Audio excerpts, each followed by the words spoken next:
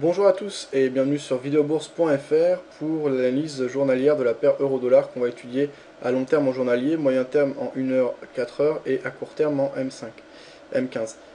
D'abord on va faire un point fondamental sur ce produit avec les gros titres. Aujourd'hui c'est la Grèce qui est en première page pour ne pas changer ce qui se passe depuis 2 semaines. Et comme depuis 2 semaines on nous dit qu'aujourd'hui un accord va être trouvé sur la Grèce, on attend de voir, mais a priori ça se précise vraiment aujourd'hui. Bon, alors ça va prendre avec des pincettes, mais il y a une réunion de l'Eurogroupe et donc ça pourrait déboucler quelque chose. Je pense pas que ça aura de gros impact, je pense que ça a déjà été pricé et comme on dit, les nouvelles sont souvent anticipées et donc au moment de leur publication, on assiste souvent à des pétards mouillés ou à des mouvements inverses à ce qu'on avait anticipé indique, donc, pardon, que ce qui tombe, puisque le mouvement avait déjà anticipé et été pricé. Et donc, comme on dit, hein, vendre la rumeur, acheter la news, ça peut se dire aussi à l'envers, ça dépend dans quel sens part le consensus. Donc, par rapport à l'euro, c'est ce qui semble se passer au marché action. On voit qu'on a des actifs à risque qui remontent pas mal ces derniers jours. Sur le CAC que je vais avoir ici, on est sur des plus hauts, on casse la zone des 50% pour arriver à 61,8. Donc, a priori, sur l'euro-doll et sur la situation de la Grèce, ça devrait plutôt bien se finir. Et on est actuellement dans un élan haussier. Autre nouvelle, donc morale des industriels français stable à un niveau bas en février. Italie, pas besoin de nouveau plan d'austérité selon le chef du gouvernement. Ok, il y a une grève à l'aéroport de Francfort. Veolia qui chute après l'information sur le changement de son PDG, ce serait Borloo qui serait pressenti. La France privée du pétrole iranien. Ok, voilà, c'est ça, hein. Donc aujourd'hui, c'est vraiment la Grèce, hein, qui focalise l'attention pour le moment et qui impacte et tire les marchés à la hausse. On a un CAC qui est quasiment à plus de 75% et l'euro-dollar qui est en belle progression à 1,3263. Les précédents étaient à des plus hauts à 1,3320. On pourrait les retester si le mouvement continue. Aujourd'hui, comme souvent le lundi, on n'a pas grand chose au niveau des nouvelles macroéconomiques. Ce matin, on a eu des nouvelles par rapport à l'Europe avec les nouvelles commandes industrielles italiennes qui sont tombées meilleures qu'attendues, en progression de 5,5%, les attendaient en baisse de 0,5%. Les chiffres précédents étaient en progression de 0,2%. Et on a eu des enquêtes auprès des entreprises françaises qui sont tombées conformes aux attentes à 92 et aux chiffres précédents. C'est tout ce qu'on aura aujourd'hui, donc voilà, dans ce contexte, on peut commencer notre analyse technique, maintenant qu'on est au courant de ce qui se trame fondamentalement. Donc techniquement, ici, en journalier, on a notre position à la vente, je vous rappelle, depuis la cassure de la moyenne mobile 20 ici, et donc la sortie à moyen terme du canal haussier dans lequel on se trouvait. Une prise de position qui s'était donc faite à 1.3120 et quelques, 23, 24 je crois. Et un stop loss au-dessus des précédents plus hauts qui avait été marqué le 9 février dernier à 1.3326 comme on en parlait tout à l'heure. La dynamique de fond est baissière, ça ne change pas au fur et à mesure des jours parce que c'est de la dynamique long terme. Court terme, on a bien cassé à la baisse le canal haussier dans lequel on évolue depuis le rebond de mi-janvier. On est repassé au-dessus de la moyenne mobile 20 alors qu'on avait buté dessus vendredi. On revient tester précisément l'ancien support oblique haussier qui menait le mouvement qui pourrait jouer un rôle de résistance désormais. Donc on va voir ce qu'il en est et on va voir le comportement des investisseurs à ces niveaux. Donc pas grand chose de plus à ajouter pour le moment. La dynamique reste baissière puisque la tendance de fond est baissière et qu'on a cassé à la baisse le support. Tant que les cours restent bloqués en dessous, on peut éventuellement penser à un pullback. Si on réintègre l'ancien canal, là en revanche on pourra considérer les plus bas qui ont été marqués récemment, en l'occurrence mercredi dernier, ou jeudi dernier, pardon, le 16, avec des plus bas à 1.70 comme un faux signal. D'ailleurs on voit que tout de suite dans la journée on est repassé à la hausse, donc on voit que les vendeurs ont du mal à prendre en main ce marché. Et donc un échec de la part des vendeurs, des nouveaux plus bas à prendre en compte pour un canal, et éventuellement une accélération vers de nouveaux plus hauts. C'est en tout cas ce qui semble se tramer, mais reste à voir ce que va donner l'accord concret par rapport à la Grèce, puisque rien n'est joué de ce côté-là, et tous les yeux sont rivés vers ce sujet, et vers cet événement. Donc on verra ce que ça donne.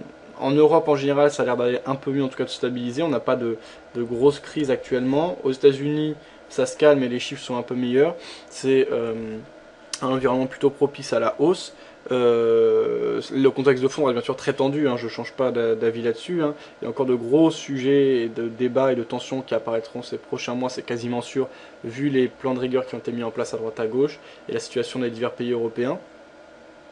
Aux États-Unis et en Europe, en gros, ce sont les banques centrales qui rachètent eux-mêmes leurs dettes, ce qui génère et crée beaucoup de liquidités, ce qui permet aux banques d'investir, ce qui soutient les marchés actions. C'est pour ça qu'on est par exemple sur les plus hauts depuis 11 ans sur le Nasdaq et sur les plus hauts depuis 3 ans je crois sur l'indice américain du Dow Jones.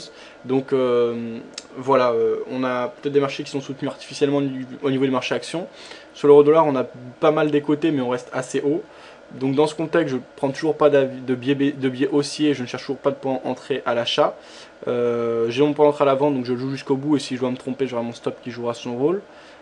Si on casse les précédents plus hauts et qu'on accélère, là encore j'attendrai un affaiblissement de ce mouvement de hausse, un retour éventuel vers la zone de résistance oblique baissière qui conduit le mouvement baissier depuis plusieurs années maintenant, donc en l'occurrence depuis les plus hauts de 2011, avec des plus hauts qui avaient été marqués en mai 2011 à 1.4933, donc tracé en vert sur le graphe ou en noir à plus court terme, pour éventuellement chercher des points d'entrée à la vente.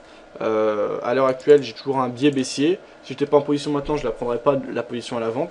J'attends éventuellement qu'on bute et qu'effectivement l'ancien support joue son rôle de résistance, que les vendeurs amorcent une reprise en vente du marché pour prendre une nouvelle position. En plus, ça m'intéresse de se protéger de manière plus serrée, toujours au-dessus des précédents plus hauts, mais plus serré que le point d'entrée que j'ai pris la dernière fois. Maintenant, j'ai pas de regrets, ce qui est fait est fait. Si je suis, donc j'ai pas de biais haussier, hein, comme j'ai dit, mais si j'avais un biais haussier et que je cherchais un point d'entrée, eh bien là, le point d'entrée est assez simple, c'est un buy stop au-dessus des précédents plus hauts qui ont été marqués il y a quelques jours maintenant, le 9 février dernier, donc à 1.3320 avec un buy stop par exemple à 1.3323, 1.3325. Voilà. Donc dans ce contexte, voilà, plutôt de l'hésitation, du range qui se dessine actuellement entre les 38.2 et les 23.6%. Soit on parvient à casser les précédents plus hauts, on accélère et on repart sur une dynamique haussière, soit on bute dessus et à ce moment-là les vendeurs peuvent reprendre le dessus. On peut également rester en zone de range quelques temps encore, quelques semaines, mais vu la période tendue en Europe et les décisions qu'il y a à prendre, à mon avis, on aura forcément du mouvement, au moins un petit peu. Donc le range, j'y crois pas trop, même si c'est possible, voilà. Pour ça, c'est pas le scénario que je privilégie. Alors on passe en H1. H1, on est dans une dynamique haussière. On voit qu'on a la cassure de cette zone de support. On accélère dans un canal baissier dans un premier temps. On retrace 50% du mouvement de correction. Et on accélère à la hausse pour venir quasiment tester les précédents plus hauts. Là encore, le seul argument éventuel et le dernier rempart que l'on a, c'est cet ancien support qui peut jouer un rôle de résistance pour marquer un éventuel scénario de pullback. Vu la force du mouvement haussier, hein, on voit que les investisseurs se sont rassurés pour plusieurs éléments, et notamment par rapport à la Grèce, mais également par rapport à des chiffres plutôt encourageants, et c'est essentiellement ça, hein, par rapport à la hausse de ces derniers jours. On a pourtant une situation tendue par rapport à l'Iran, mais ça n'affecte pas du tout les marchés pour le moment, et tous les yeux sont rivés vers la Grèce. Le sujet et le débat étant sur le point de se déboucler, les investisseurs sont encouragés. Donc on va voir ce qu'il en est. Techniquement, on a encore deux remparts avant une poursuite claire de la hausse. Donc cet ancien support qui va jouer un rôle de résistance, et les précédents plus hauts ici, qui joueront certainement un rôle de résistance, qui ici en tout cas ils sont franchis, devra amener une poursuite de l'accélération haussière. On verra ce qu'il en est à 1.3320. Voilà, on verra.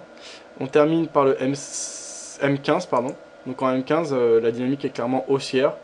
Il faut garder à l'esprit qu'on est juste au contact sur les unités temps plus hautes d'une résistance potentielle. Donc rester sur ses gardes. Si je fais les comptes des vagues d'Elliott du mouvement en cours, pour moi on a une phase d'accélération, correction, accélération, correction, ouais, on serait en tout cas dans la cinquième et dernière phase d'accélération haussière. On peut avoir une phase de correction, alors moi en plus je cherche plutôt des points d'entrée à la vente. Ceci dit, moi à court terme en intraday je ne me prends pas la tête, hein. Si tout le monde va dans un sens, je les suis. Vous avez pu le suivre lors de mon émission en direct, donc lui est chaque jour de 14 à 16 h. Éventuellement, si on casse à la baisse le support oblique aussi qui conduit le mouvement tracé en noir sur mon graphe, je pourrais prendre une position à la vente. Tant qu'on est au-dessus, privilégier position à l'achat, mais j'avoue que je serais moins à l'aise puisqu'on a des zones de résistance au-dessus. Donc malgré l'amplitude et la force du mouvement haussier, je me concentrerai plutôt sur des points d'entrée à la vente, tant qu'on est en dessous des précédents plus hauts qui ont été marqués le 9 février. Donc pour conclure et en quelques mots, je garde un biais baissier sur l'euro-dollar tout en étant conscient que l'heure actuelle et les derniers jours sont propices à la hausse et qu'on n'a que les signaux de hausse. Pour ça que si je n'étais pas en position, je ne prendrais pas de position à la vente, j'attendrai que le mouvement s'essouffle, mais ça peut être également une bonne opportunité de rentrer à bon compte dans le sens initial. Si on casse carrément les précédents plus hauts, là j'accepterai que je ne suis pas dans le bon timing, que les investisseurs ne vont pas dans mon sens, donc je peux essayer d'avoir raison contre le marché a toujours raison. J'attendrai simplement qu'il s'essouffle et que le mouvement haussier se consomme pour chercher un nouveau point d'entrée à la vente, puisque mon point de vue reste plutôt mauvais par rapport à l'euro face au dollar, mais je ne veux pas aller contre le marché. Voilà. Si après on a de très bonnes nouvelles et que le contexte change, je m'adapterai, je passerai un biais haussier éventuellement, bien sûr. Ce que je constate également, c'est que l'euro est haut et qu'on n'a pas forcément un euro qui reflète la situation de l'Europe actuellement, qui est quand même très tendue. Donc ça confirme le fait de dire qu'une devise ne reflète pas forcément la santé économique d'un pays ou d'une zone de plusieurs pays, en l'occurrence, une réunion de plusieurs pays pour l'euro. Ça également m'étonne par rapport à ce qui se dit du côté des médias, où on entend souvent que l'euro a beaucoup baissé. À 1,3261, l'euro n'est pas bas du tout. On est sur des niveaux assez moyens, peut-être moyen bas, mais moyens, par rapport à ce que l'on observe depuis plusieurs années, hein, depuis l'ouverture de l'euro notamment, donc dans les années 2000. Voilà. Et donc on est sur des niveaux tout à fait moyens et pas spécialement bas. Donc rien d'exceptionnel de ce côté-là. Je pense avoir fait le tour. Pour ceux qui ne sont pas encore en position et qui cherchent un point d'entrée à la vente, puisque ça j'en ai pas parlé, j'ai parlé que du point d'entrée à l'achat éventuel. Là, aussi j'en ai parlé en fait. Attendre essoufflement et prendre position sur une amorce de retournement, ce qui permet de se protéger de manière serrée avec un point d'entrée cohérent et dans le sens de la tendance de fond. L'objectif peut être assez large, donc un ratio gain-perte qui sera assez intéressant. Voilà, je pense avoir fait le tour. Bon trade. Je vous retrouve tout à l'heure de 14 à 16h pour de nouveaux trades à court terme. Ça a bien passé la semaine dernière, on va essayer de continuer sur cette lancée. Le compte est repassé dans le vert. Vous pouvez nous suivre sur Facebook, Twitter, etc. N'hésitez pas, il y a des liens un peu partout. Ou bien en haut à gauche du site, au-dessus du logo. Ou bien sur la chaîne YouTube directement. À droite de notre chaîne, vous avez les liens vers les différents réseaux sociaux. Ça vous permet d'avoir toute l'actualité et de suivre nos différentes interventions et projets, les sondages, etc. Qu'est-ce que j'ai de plus à signaler? Voilà, pour ceux qui sont plus intéressés par le trading intraday, tous les jours de 14 à 16h, et vous avez les différés pour ceux qui ne sont pas là en journée, qui sont disponibles sur la chaîne YouTube ou directement sur notre chaîne Livestream. Bonne journée à tous, bon trade et à bientôt sur videobourse.fr.